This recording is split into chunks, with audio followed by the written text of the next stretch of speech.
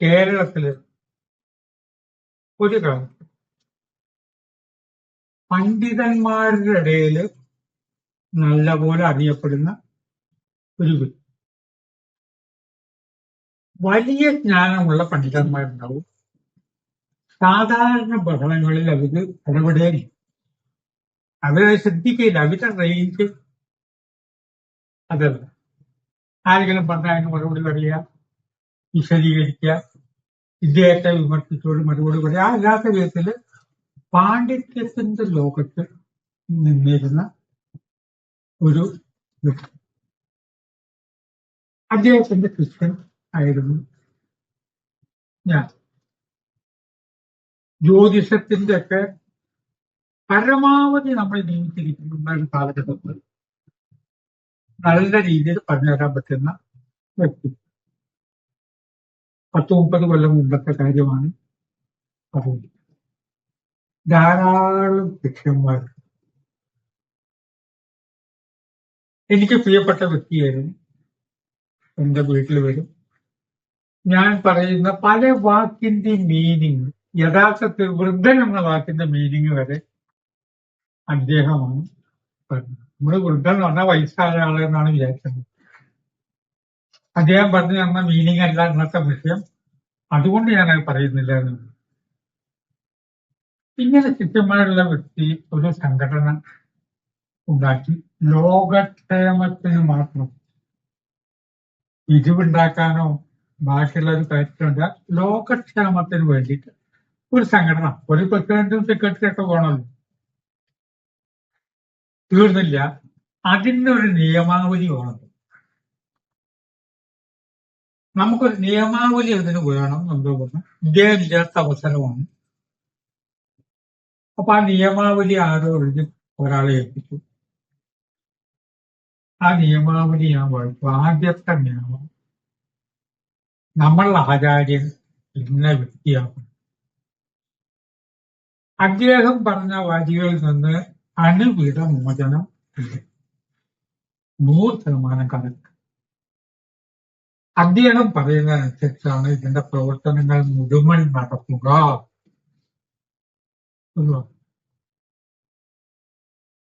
ഇത് കേട്ടപ്പോ എല്ലാവരും വായിക്കുന്നുണ്ടെന്ന് ശരിയാക്കും. നമുക്ക് അതിനെ അദ്ദേഹത്തെയൊക്കെ വരുന്നില്ല. ആ വ്യക്തിയുടെ ആശയമാണ് പ്രചരിപ്പിക്കുന്നത്. അതിനെ വലിയ ഒരാളും എനിക്ക് മനസ്സിലാക്കുന്നു.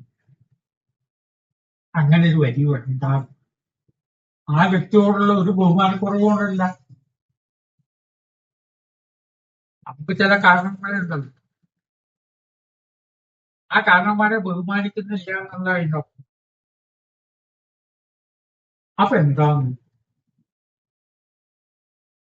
പ്രായം എല്ലാവർക്കും കിട്ടും. പ്രായം കൂടുമ്പോ അദ്ദേഹം എന്തെങ്കിലും ഒരു മണ്ടത്തരമാണെന്ന് എല്ലാവരും അംഗീകരിക്കുന്ന ഒരു കാര്യം പറഞ്ഞാൽ നമുക്ക് അനുസരിക്കാൻ പറ്റുമോ? എല്ലാവർക്കും പ്രായം കൂടുതലുണ്ട്. അച്ഛനെ തറവിൽ വെച്ചിട്ട് ഭരിച്ചവരുണ്ട് രാജാക്കന്മാർ. മക്കള് പറഞ്ഞാൽ അച്ഛന്റെ കയ്യിൽ അധികാരം കൊടുത്ത രാജ്യം വേറെ വല്ലവരും കൊണ്ടുപോയി പുറത്ത് തക്ക സമയത്ത് പിന്മാറുണ്ട്. പിന്മാറുന്നത് ആചാര്യനെ ഇരുന്നാൽ നമ്മൾ ആചാര്യൻ എന്ന് പറഞ്ഞാൽ പൊട്ടത്തരം പറയാമല്ലോ. അപ്പൊ അംഗീകരിക്കാൻ പറ്റുമോ? അത് എത്ര വേണ്ടപ്പെട്ട ആളാണെങ്കിലും ഗുരുനാഥനാണെങ്കിലും നിയന്ത്രണം മുട്ടിട്ട് ദേഷ്യം വന്നിട്ട് എല്ലാരും പോയിട്ട് ആ കണ്ടി ചാടുന്ന ഇവിടെ കാണാൻ പറ്റുമോ? നിൽക്കാനല്ല. ഞാൻ പറഞ്ഞത് അദ്ദേഹത്തെ ധിക്കരിക്കണം എന്നല്ല, ആ വരിയെ വേണ്ട. 100% അദ്ദേഹം പറഞ്ഞത് ആ വരിയെ വേണ്ട. അദ്ദേഹത്തോടുള്ള ബഹുമാനം നിലനിർത്തുന്നു. ഭംഗിയായിട്ട് ആ സംഘടന നടന്നു. ഒരു കുഴപ്പമില്ല. അദ്ദേഹം മാന്യമായി ജീവിക്കുന്നു. പക്ഷേ വാർദ്ധക്യത്തിലെത്തിയപ്പോൾ എന്ത് സംഭവിക്കും? പടി കയറാൻ കഴിയില്ല. ഇവിടുത്തെ മഹാപ്രതിഭകളോട് ഞാൻ ഓരോന്നിങ്ങനെ പറയുന്നു. നിന്റെ തലയിൽ പറഞ്ഞല്ല, ഞാൻ എന്താ അല്ല ഈ സ്റ്റേജിലേക്ക് പടി കയറണത്. സ്റ്റേജിലേക്കുള്ള പണി അതിപ്പോ ഒത്തിരി കാണാൻ പറ്റില്ല. ആർക്കും കയ്യിൽ പിടിക്കണം. ഇതാണ് തലയിൽ.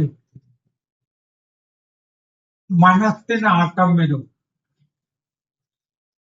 ശരീരത്തിന് ആട്ടം വരും. പണ്ടത്തെ പോലെ പട്ടിണി ചെയ്യാൻ പറ്റില്ല. ത്യാഗഗ്രാഹ്യ വിവേചന ശക്തി കുറയും. ഈ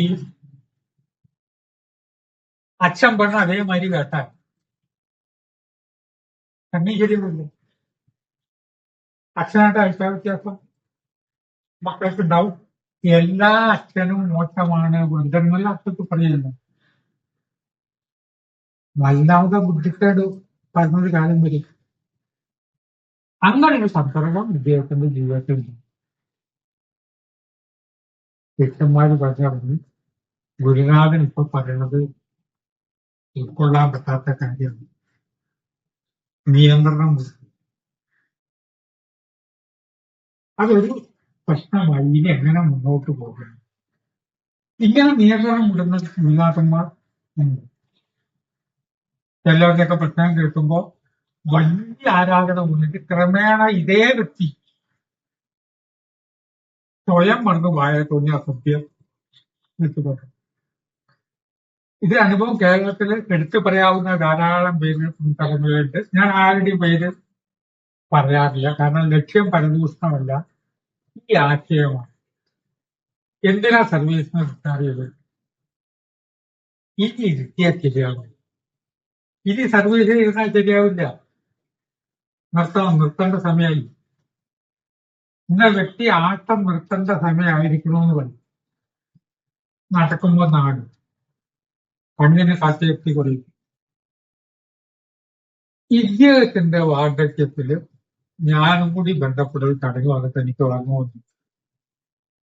പണ്ടൊരു മിണ്ടാതിരിക്കുന്ന ഒരു വൃദ്ധ പറഞ്ഞു, വയസ്സായാൽ വാ തുറക്കരുത്. എനിക്കതിന് അർത്ഥം മനസ്സിലായില്ല. വയസ്സായ വാ തുറക്കരുത്, അന്ന് അർത്ഥം മനസ്സിലായില്ല. ഇന്ന് ഈ വേണ്ടപ്പെട്ട വ്യക്തി അത്തും പുത്തും പറയാനാണ് കോഴിക്കോടെ വർദ്ധിച്ചത്. ആ വൃദ്ധ പറഞ്ഞത് ശരിയാണല്ലോ. മിണ്ടാതിരിക്കുക. വയസ്സായ വാളൊക്കെ പറയണത് പൊട്ടതരം. കാര്യം പറയും, മണ്ടത്തരം പറയാതിരിക്കുക. എല്ലാ വീട്ടിലും കേൾക്കുന്നതാണല്ലോ.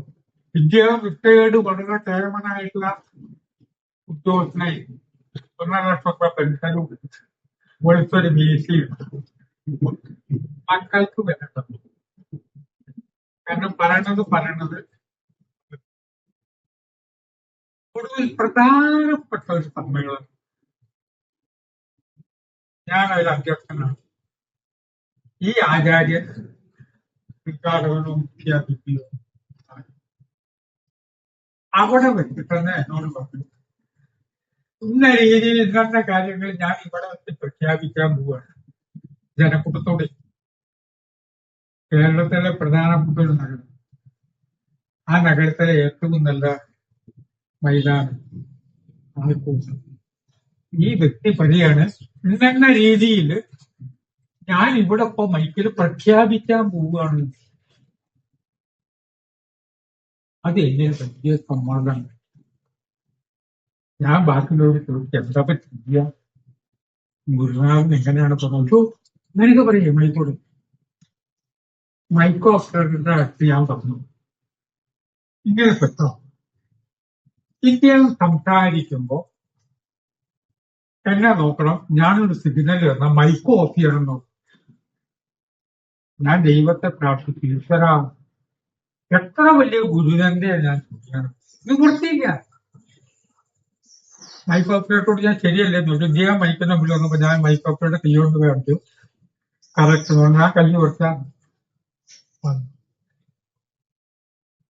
ഈ സംഘടന തുടങ്ങി വെച്ച ഞാനാണ്, ഇത്ര പേരുണ്ട്. ഇന്ന് ഞാൻ അപ്പഴേക്കാട് നിയന്ത്രണം വിട്ടു. രണ്ടാമത്തെ വരി പറഞ്ഞപ്പോഴേക്കും നിയന്ത്രണം വിട്ടു. ഞാൻ ഇവിടെ പറയുകയാണ്, എന്റെ മുഴുവൻ സ്വത്തും ഞാൻ കയ്യോട് അടിച്ചു. മൈക്കോപ്പിച്ചു ശബ്ദം അടുത്തിരിക്കുന്ന എന്തൊക്കെയോ ഉറക്കെ പറഞ്ഞു. ഓഫ് ചെയ്യുന്ന കാര്യം അദ്ദേഹം അറിഞ്ഞില്ല. അതാണ് ദൈവം എന്നെ ഒന്ന് അനുഗ്രഹിച്ചു. മൈക്ക് ഓഫ് ചെയ്യാൻ പറഞ്ഞ കാര്യമൊന്നും അദ്ദേഹം അറിഞ്ഞില്ല. അദ്ദേഹം പറഞ്ഞ എല്ലാവരും കേട്ടു എന്നാണ് വിചാരിക്കുന്നത്.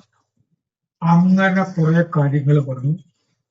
അത് അവിടെ വെച്ച് പറഞ്ഞിട്ടുണ്ടെങ്കിൽ അവിടെ അടിയും ബഹളം ഉണ്ടാവും. അദ്ദേഹത്തിന്റെ ബന്ധുക്കളുടെ ഓഡിയൻസിന്റെ ഇടയിൽ ആ വരികളൊന്നും പറഞ്ഞു.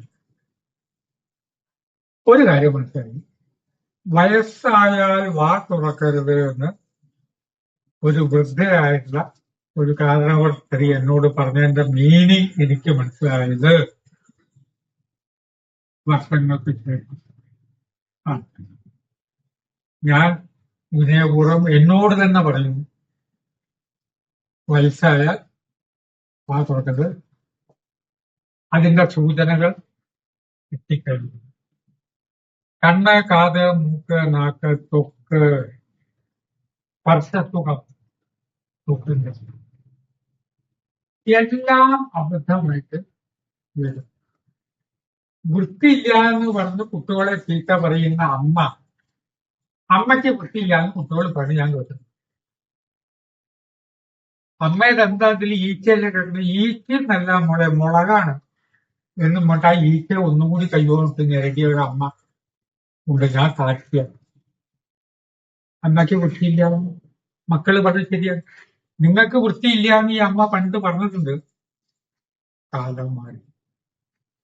വയസ്സായാൽ വാ തുറക്കരുതായിക്കാത്തോടെ ഞാൻ ചോദിക്കുന്നു. ശ്രോതാക്കള് വയസ്സായതുണ്ടെങ്കിൽ, എന്റെ ശ്രോതാക്കള് വയസ്സായതില്ല, എന്നാലും ബാക്കിയുള്ളവർ പറയുകയാണ് വാ അടക്കേണ്ട സമയമായി എന്ന് പറഞ്ഞാൽ വാ അടയ്ക്കുക എന്ന് മാത്രം ചിന്തിക്കും.